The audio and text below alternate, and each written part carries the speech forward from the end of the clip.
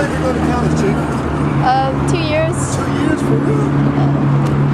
You think you're going to graduate? Hopefully. Hopefully. I changed my major, so. Smart move. Sometimes you got to. That's right. You got to do what you got to do. Yeah. I went to Baruch College, man. And Baruch College, they major in special education and business, period. That's all they do. Business, education, either or. You ain't got no football team, no basketball team, none of that. What did you major in? Special education. Special ed, working with kids. Oh. Then I went to security. I worked for the Board of Education as a police officer, undercover. And I graduated from high school, got my college credits, went to One Police Plaza, trained in the One Police Plaza. We had gang problems back then. We had weapons in our schools, we had drugs in our school. I was in a mobile task force, which means mobile task will come up when the police can't. See, if I work this, say this is my school right here, and I've been at this school for like maybe I know my students. I know there's gonna be a gang fight, I know who got the weapons, and they entrusted me to either go in and get it done peacefully, or the rest of the mobile task is coming up in there. I'm giving you one chance at it. Yeah. If you got weapons, I'm gonna do it. You can give it to me, or I can take it from you. Now, if I gotta take it from you, then I'm throwing my cuffs on you. Then Smith & Wessons, they hurt. Because I'm on the flip side now. I know what it feels like.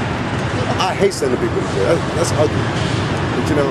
Could she ask you a few questions about your opinion of what you see out here and things like that? Yeah, you can ask me anything you want. Well, how did you become homeless? Actually, I'm not homeless right now. Okay. I have friends that are homeless, but when I became homeless, I'm gonna tell you how I first became homeless. I came from Fort Pitt, Louisiana. I have no family in Tennessee, none. So I had to stay at the day room, which is the volunteer ministry on Gay and Jackson. I worked my way up from a stipend pay from $22. Then I started working for them. After I stopped working for them at the desk, I started, give me towels, make sure nobody's drinking in the facility, so on and so forth. Volunteer ministry got big. They're down there now. Then I started working at Fort Sanders Hospital as a male technician. Been married, happily divorced since then. And now I'm just like freelancer. Basically, I get disability. But I got a lot of friends that are actually homeless. That bothers me. Because a lot of them still there after I done left. I left and they're still there. So it makes you wonder what's really going on. Yeah. Is it a business? Or are they just that damn comfortable being homeless? To me, homeless is a state of mind. You can't be homeless forever. That's true. Unless you really, really like the situation you're in. It's like people that go to prison. Some people like the prison life. Some people like that life. And now being homeless, now it's almost being dangerous. It's dangerous. It's like you got a mark on you there because you're out there with the elements. You got people look at you and you're weak. They're weak. If you get kicked out of there, you're on the street. If you're on the street and you can be attacked. I've seen women, black eyes. Come on now. I was just on the east side last night. The girl got hit with a 2x4 with the nails in it. Her face out like this. See, so when you're out there like that, anything can happen. If you're drinking and you're out here, it's even worse. So imagine. So I tell people, don't get under the influence and try to be out here. Because first of all, it's about 80 degrees. And if you're under the influence, the sun will cook your brain. A lot of people don't understand that part. You cannot be under the influence and be on these streets, not in Tennessee, not anywhere really for that matter. But Tennessee is worse, there's no shade. They got new laws that if you get caught on the sidewalk, bye-bye. If you wasn't up here earlier, 2 cops came, dismounted, somebody went to jail. It's just that easy. You can be walking down the street, if they see you on the left, they say, what are you doing? Why are you just walking up and down, and what is your business on this block? Yeah. So you have to ask yourself, what is the average, like me, they say, what are you doing down there? I got homeless friends. Until I see all of my friends out of there, I will never be happy. Never. There ain't no smile on my face, and I gotta vote every year to make sure there's some politician trying to do the right thing. They got a 10-year plan? Okay, I got 10 years to watch. What do you think about the 10-year plan? Do you think it would actually help? Or do you think it's just some political move? The 10-year plan.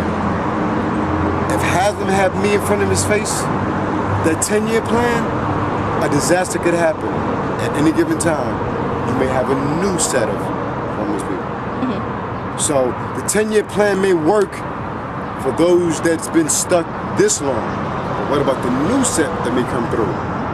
So you're gonna have a new, then what you gonna do with them? Yeah. What if your house burned down? I just met a young lady from Nashville. She don't know her way around.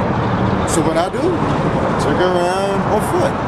Sometimes you gotta go out of your comfort zone and do what you have to do to help the next person. That's what I do. If I can help the next person, I'm gonna help them. You know, there's nothing in it for me. I'm not running for political office, none of that. The average person, you gotta step up every day. Every day you gotta help somebody. You have to, that's a God thing.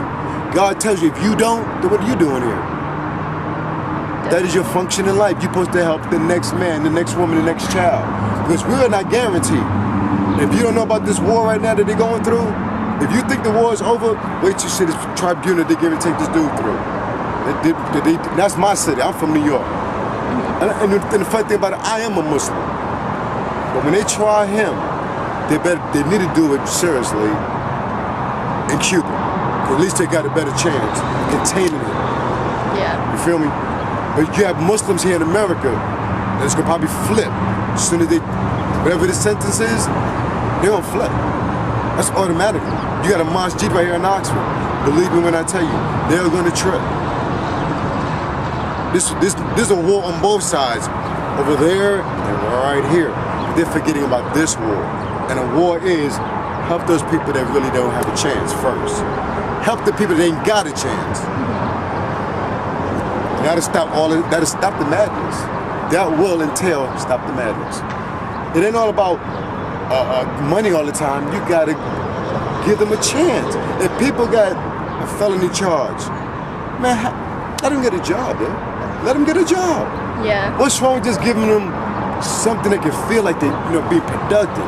You only gonna give them 3 meals and a bed?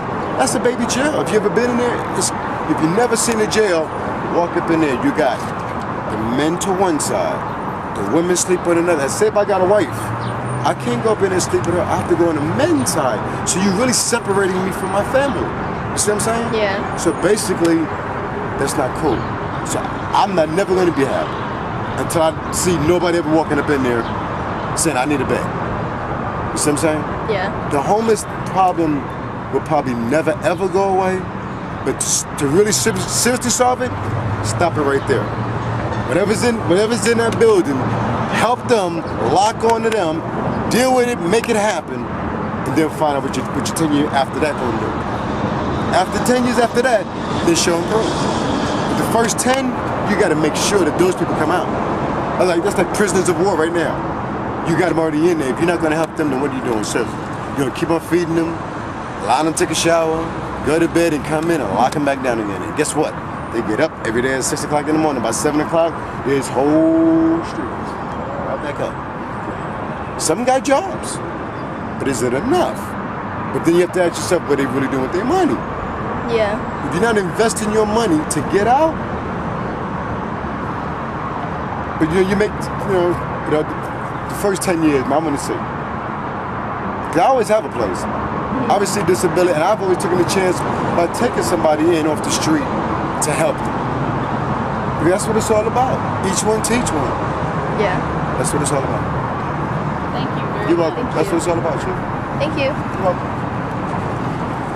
That was a good flash. Yeah. He's very